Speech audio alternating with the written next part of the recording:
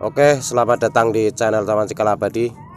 Kali ini saya akan menjelaskan yaitu untuk perawatan bunga violet.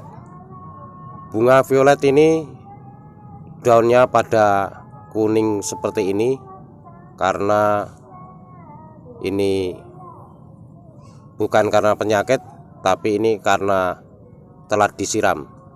Sebenarnya untuk daun bila mana normal itu tidak banyak yang kuning, dan daun kuning itu kalau daunnya sudah tua dan lama sekali keberadaan daun kuningnya. Di sini cara merawatnya, jadi selalu dibuang untuk daun-daun yang kuning, dan kalau penyiraman cukup, daun yang kuning ini akan sedikit karena daun kuning itu daun yang sudah tua itu baru akan terjadi kuning dan nantinya kering. Kalau tidak diambil juga merontok sendiri. Tapi dalam perawatan ini setelah sudah kuning itu dibuang. Jadi kita segera dibuang dan dikurangi seperti ini.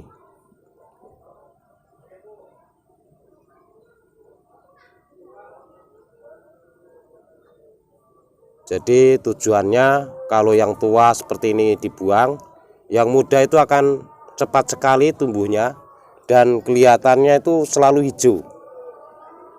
Jadi jangan sampai telah disiram untuk bunga violet ini, karena kalau telah disiram ini akan cepat sekali daunnya pada layu dan secara mendadak itu banyak yang kuning. Jadi masih daun muda pun terjadi kuning yang belum waktunya. Yang sebenarnya daun-daun kuning itu kalau daun itu sudah tua itu baru terjadi kuning dan nantinya akan kering dan rontok sendiri bila tidak dibuang. Dan ini kita bersihkan seperti ini cara merawatnya, dan dipastikan siramnya yang cukup karena banyak hal yang menjadi problem pada tanaman hias maupun bunga-bunga yang lain juga, termasuk penyakitnya, termasuk perawatan setiap hari, itu akan berpengaruh terhadap kehidupan suatu tanaman. Untuk cara perbanyaknya, bunga violet ini cukup dengan stek batang itu mudah sekali, dan di video saya sudah ada, silahkan ditonton untuk cara perbanyaknya dengan stek batang. Itu kita sering melakukan dan berhasil. Jadi bisa dikepal, bisa ditancapkan, ini mudah sekali hidupnya. Dan tanaman ini merambat ke bawah bisa jauh sekali, dan juga bisa merambat ke atas diarahkan, bisa dibantu dengan bambu maupun kawat untuk rambatan. Jadi bagus sekali bunga ini, dan bisa juga untuk dibuat tanaman gantung. Jadi bisa ditanam di tanaman gantung, di taman juga bisa. Kalau di taman itu sering dipangkas saja, sering dipotong, jadi biar selalu pendek. Dan kalau sering dipotong, ini cabangnya akan banyak. Termasuk di sini batang-batang yang sudah mati, yang sudah tua, itu segera dipotong, dibuang. Dan di sini ini kita tanam itu di pot. Langsung kita tambahi media tanam, karena kalau di pot dalam waktu berkala itu akan berkurang media tanamnya, jadi harus ditambah.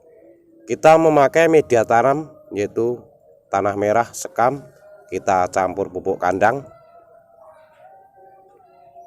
Untuk penyakitnya bisa diantisipasi yaitu dengan obat hama tanaman hias disemprotkan.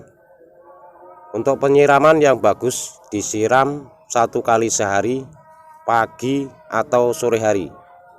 Dan tanaman ini harus cukup air. Kalau sampai telat berhari-hari ini daunnya akan kuning semua dan akan rontok. Ini daun-daun yang tua, yang daun kering itu dibuang cara merawatnya dan diarahkan juga.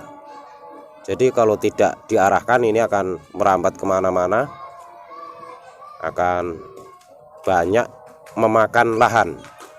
Jadi untuk lokasi dia harus diarahkan, mau dirambatkan ke bawah ataupun dirambatkan turun. Dan di sini posisinya di lantai 4. Tanaman ini mampu merambat sampai bawah.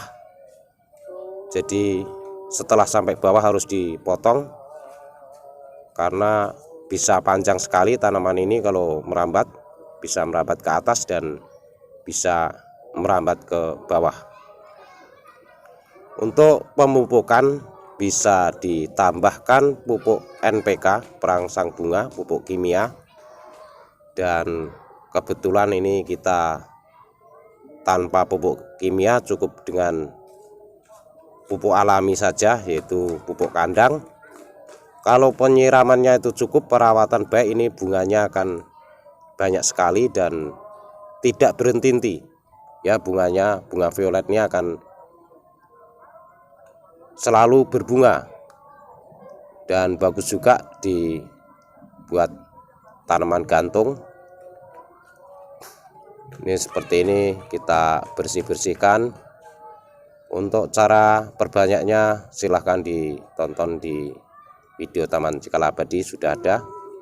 Ini kita melengkapi bagaimana cara merawatnya. Dan iklimnya ini panas sekali karena di lantai 4, jadi panas 100% itu bisa untuk tanaman bunga violet ini.